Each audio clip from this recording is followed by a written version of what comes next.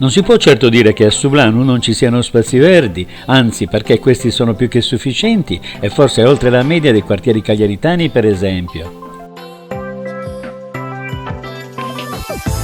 Il quartiere Salargino possiede 2 parchi pubblici cittadini, dei quali uno più grande, adatto anche ai bimbi con dei giochi a loro destinati, e un altro più piccolo ma perfetto per il relax e il riposo.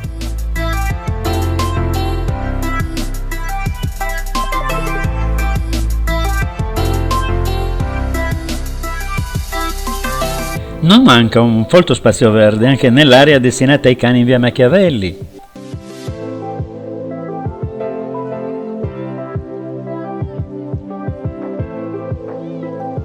Di recente è stato inaugurato un giardino in via Montebianco dove le zone ombreggiate devono ancora formarsi, ma con uno spazio bimbi già in funzione. Delle piccole oasi verdi sono state recuperate anche nel quartiere dei Monti, ma l'asso nella manica sono i terreni privati e non. Tanti alberi nella zona parcheggio di via Ariosto e in via Machiavelli e nei cortili della scuola elementare medie che contribuiscono a dare una sensazione di verde al quartiere.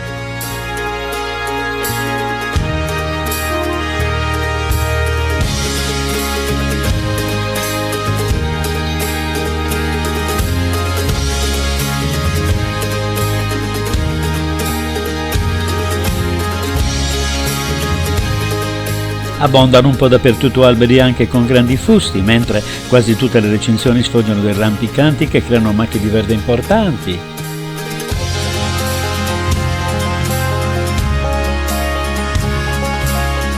Le 4 rotatorie del quartiere, attrezzate con piante e tappeto erboso, contribuiscono a dare sull'anno quell'area di quartiere verde.